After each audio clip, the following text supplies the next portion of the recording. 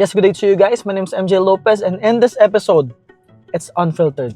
Less edits, less cuts. We will focus on just talking about reality. And I want to dive into the things that you must stop doing if you want to be successful. Mga bagay na dapat mong iwasan kung gusto mong yumaman, kung gusto mong maging successful. Kasi ganito yan, guys.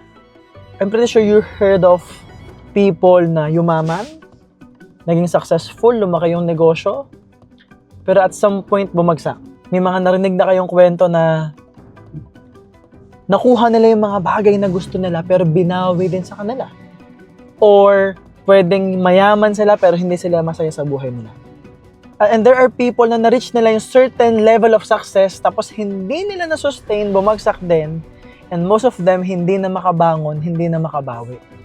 So I'm here to share with you my own personal stories based on experiences from my own business experiences to guys and the experiences that I'm privileged enough to learn from other people as well. Kasi ang dami kong kino-coach, ang dami kong mini-mentor, ang dami nating natulungang yumaman, at ang dami nating natulungan from bagsak na bagsak. Take note, mayaman na, bumagsak pa, nahirapan silang makabawi, and ngayon, because of what I teach them, mastermind sessions, the success blueprint, the ultimate mastery, nakakabawi na sila, nakabangon na sila.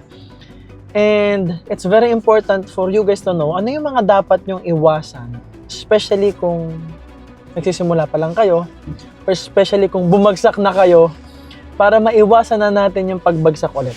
Okay? Number 1, galing ako sa hirap guys, no? Lola ko katulong, buti ngayon maganda tawag kasambahay. Nanay ko, single mom. Yung tatay ko, 1-year-old ako sa makabilang bahay. Tapos doon na siya sa makabilang buhay, sa kabilang bahay. So, hindi ko siya na-meet. So, basically, galing kami sa hirap. Yung nanay ko yumaman. Nung 16 ako, bumagsak kami ng sagad. Doon ako nag-start magnegosyo. But bottom line, I know myself that I was insecure. I was doubting myself. Wala akong tiwala sa sarili ko. Hindi ako naniniwala sa sarili ko. Hindi ako naniniwalang kaya ko. Tapos grabe talaga yung insecurity ko. So bottom line, parang meron akong gustong patunayan. Kaya lang, may dumating na urgency. Again, single mom yung nanay ko, yumaman, and then bumagsak. I don't have a choice. I was pushed. It's so much pain that I told myself, enough is enough. Ayoko nang mahirapan. Ayoko nang makita yung nanay ko nahihirapan. I don't care. Kung wala akong tiwala sa sarili ko, I will become a millionaire. I don't know how, I don't know when, I don't know what the I'm supposed to do. All I care about is I will become a millionaire para sa nanay ko. So, nag-start ako ng negosyo. And guess what? I became a millionaire at the age of 19. So, I was in network marketing during those times, and I also have a traditional business. So, yung umiikot na perang hawak ko, medyo malaki. Kasi sa traditional business, meron kang stocks, meron kang inventory, meron kang pinapasweldong mga tao, and meron kaming 8 branches nun guys, no? I was selling Divisorio products, Chinsan Subi, Elecrim, Katingko, Jowli Cream, Mena, shampoo ng kabayo, cellphone accessories, yung keypad, yung mga housing ng case ng 5110, 3310, hindi ko alam kung inabot nyo yung Nokia products before. Tapos yung Motorola, yung piniflip, yung pinapalitan yung antenna and all that. Tapos yung cell cards nun, yung load nun guys, ini-scratch pa, no? Tapos may mga cellphone repairs and all that. Yun yung negosyo ko. And then network marketing, doon naman ako natutong magbenta, mag-handle ng tao, mag-build ng mga tao. So I became a millionaire at 19. Ang gandang pakinggan, 19 years old, millionaire. Pero to be honest with you, hindi ko yun na-sustain. Ubus lahat ng pera ko. Because again, balikan natin guys, I was insecure. I was doubting myself. Parang meron akong gustong improve sa mga tao. So basically, I wanna be successful for my mom. Nung nakabawi kami, kasi during those time, nakakabawi na rin si mama ulit eh. Nung nakabawi at yumaman na, yung pera na ubos din kasi nanggagaling na ako sa ego. I was trying to prove myself to people. I was trying to look good, painom, libre ng kaibigan, wala namang pakialam sa akin. Sa kagustuhan kong magmalaki. Bili ako ng mga bagay para magmukhang pogi, para just to show people that I'm rich, that I have money and all that. Basically, I'm trying to prove myself to other people. It's vanity versus purpose. I was focused on being vain, you know? So, I lost everything. I lost my money. So, that's what happened. So, first lesson sa inyo guys, either you wanna be successful, you wanna make money, or you wanna look good. You just have to choose. Kasi pag gusto mong maging pogi, gusto mong sikat ka lang, pwedeng sumikat ka. Pero ang mahirap sa mga tao, sumisikat sila sa maling paraan. No? Naninira sila ng iba para lang sumikat. You know, nang-hate sila ng iba para lang sumikat. They are parasites in this world. I call them parasites kasi isipin mo, kailangan mong manira ng ibang tao para lang makakuha ng attention. That is why I don't deal with these people because they just want my name na maging ka-level ng name nila. Right? So, hindi ko gusto yung ganong narrative na maninira ka para sumikat ka. Number 2, I was depressed when I was 27, 28, 29. I struggled with severe depression. Suko na ako nun, guys. Actually, that's the reason why kalbo ako. Kasi nagsugat yung mukha ko, buong katawan ko, ulo ko, tapos nalagas yung buhok ko, guys. So that's the story. And kaya nangyari yon, I know how to make money. I know what to do. Nagtuturo ako sa mga tao. So nawala yung ego na I wanna look good, napalitan siya na I wanna help so many people to the point na kahit yung mga taong hindi willing magpatulong, tinutulungan ko. Yung mga taong hindi willing magpasagip, sinasagip ko, guys. So basically, nagpaka-superhero si MJ Lopez. Kung sino-sinong kinakausap ko, tinatry kong tulungan, ayaw naman palang magpatulong, pinipilit ko. To the point that I was betrayed, I lost more than 20 million and 15 million worth of real estate. So it's like 30 plus million. And I lost a lot of hair, I lost my confidence, I lost myself. And then I realized na kailangan ko pala ng tulong. Kasi acne ako before eh. Acne means alam ko na yan, no? So feeling ko alam ko na lahat. Because again, I know how to make money. So feeling ko alam ko ng lahat. But here's the reality. Lahat tayo kailangan natin ng mentor. And you have to understand. This is based on my experience, especially coaching. Lahat, guys, lahat. Hanggat hindi mo kilala sarili mo, hanggat wala kang clarity kung anong gusto mo, sino ka, at sino yung gusto mong maging, babagsak at babagsak ka. Mauubos at mauubos ka. Babalik at babalik ka sa zero. Because remember, na pag nasa tuktok ka, money, a moment of success, will show you who you really are. Diyan lalabas yung ugali mo. Kapag may pera na. At kapag bumagsak ka, diyan mo makikita kung sino yung mga taong mapagkakatiwalaan mo at sasamahan ka hanggang huli. Tandaan nyo yun, guys. Major lesson to na yun. So, again, I was trying to please people, nagpapa-superhero ako, nagkamali ako, na-depress ako. That's why, for some reason, binatawan ko yung manibela when I was driving my Ford Mustang. Na-realize ko na may mali sa akin. Naghanap ako ng mentor, nakilala ko si Jim Rohn and then Tony Robbins. And then lahat ng pera ko, guys, ininvest ko sa kanila. And here's what I learned. Appreciate and understand your world.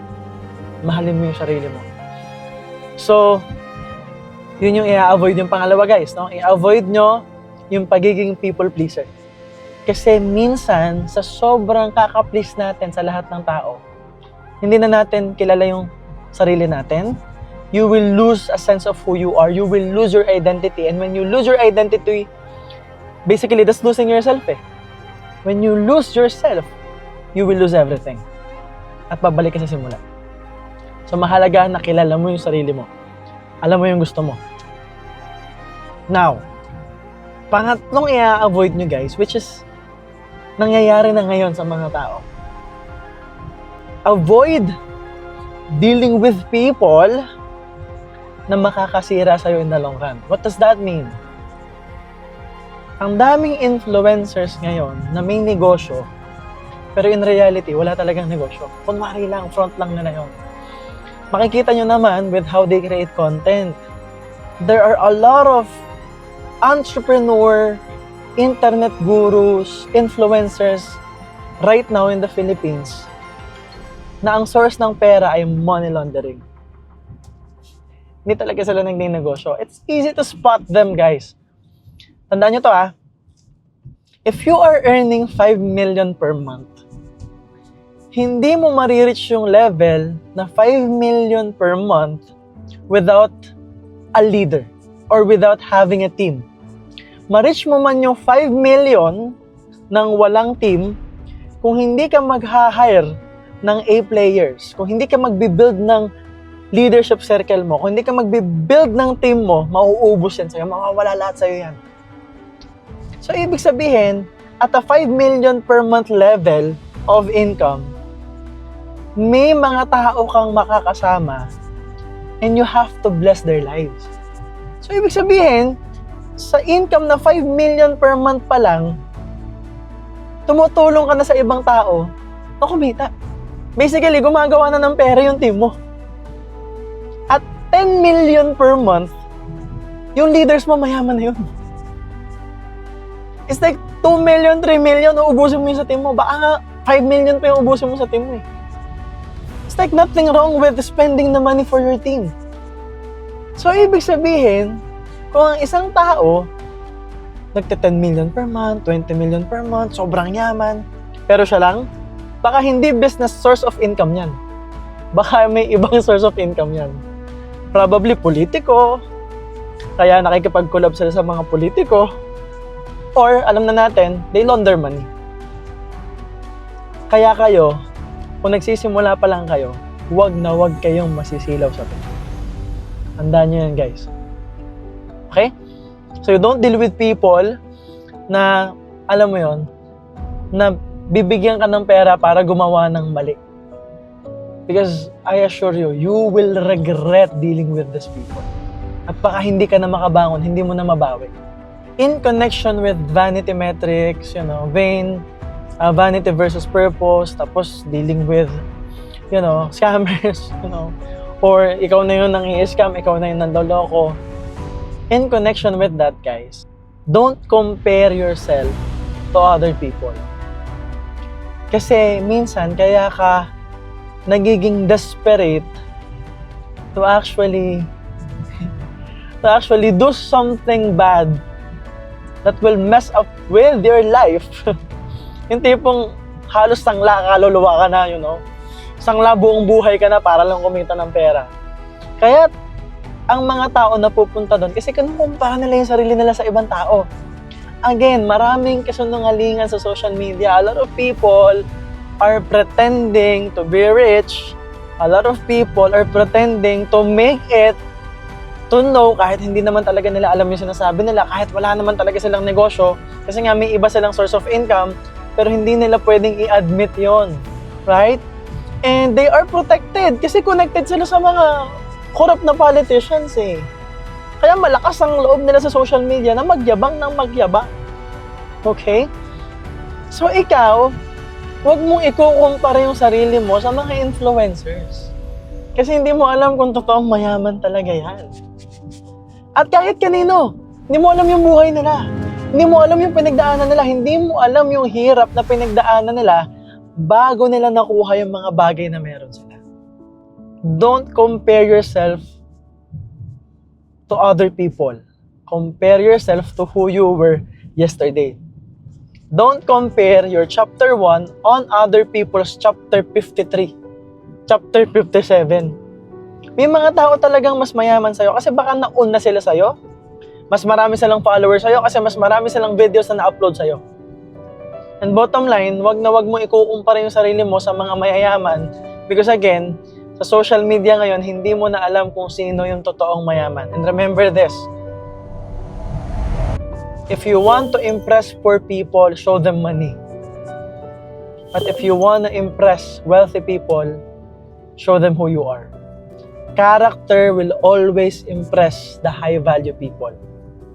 But money will impress poor people. Okay, so Hindi ko alam kung anong gusto nyong patunayan sa mundo, pero yung pagpapakita nyo ng pera, ang natutuwa lang dyan yung mahihirap. Or baka, pati nga mahirap, mainis sa'yo eh. Hindi ba? And guys, number 5, this is the most important. Okay? Wag na wag mong kakalimutan kung sino yung tumulong sa'yo. Always give credit where credit is due. Alam nyo ba guys, because of ego, a lot of people, yung tumulong sa kanila, nilalaglag nila. Alam mo yun, so sobrang hindi nila kayang tanggapin na napakagaling nitong taong to. Kung sino yung tumulong sa kanila, sinisiraan pa nila sa kagustuhan nilang sumikat, sa kagustuhan nilang ma-prove na sila yung magaling kahit hindi naman. You know? Alam nyo ba guys, ang dami sa social media, no? Sisiraan ako, pero in reality, nag-a-apply sila sa akin ng trabaho, hindi ko tinanggap kasi hindi pasok yung character nila eh. Gustong-gusto na lang pumasok sa circle ko, pero hindi sila makapasok kasi namimili ako ng taong isasama ko sa circle ko. Bandang huli, sisiraan ka na lang, di ba? You know, in reality, there are a lot of people na ginagamit naman yung lessons ko. Ginagamit nila sa speech nila, sinishare nila sa team nila, pero babanatan ka, sisiraan ka.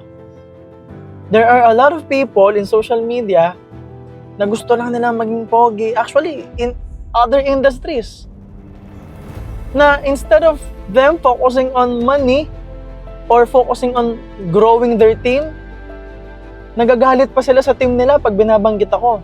Nagagalit sila sa team nila kapag nagpapasalamat sa akin, samantalang lesson ko naman talaga yung ginamit. Kaya sila kumikita. Like even in network marketing. A lot of teams are using my skills, my knowledge, my videos to motivate themselves, para kumita. Pero yung mga upline nagsaselos, bakit si MJ Lopez yung pinapanood mo?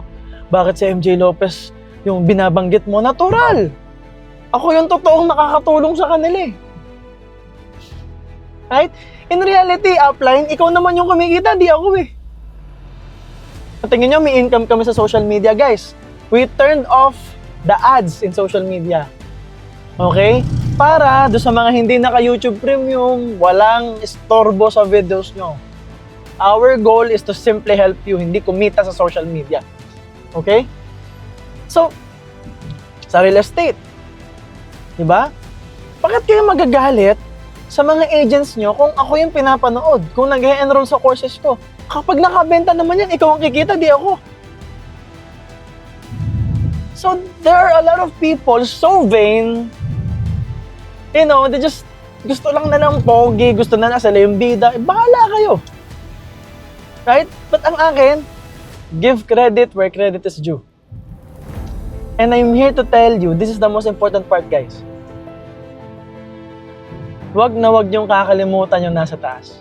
A lot of us, naaalala lang natin siya kapag bagsak na tayo. Kapag down na tayo. Kapag walang-wala na tayo.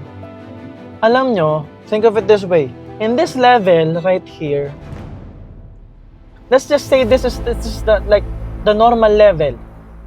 Nasa tuktok ka ng normal level, you will see the lights. You will see social media. You will see other people. You will see a lot of things, a lot of distractions. Mag-scroll ka, makikita mo success ng iba. Basically, ang dami mong makikita kasi ang dami mong choice.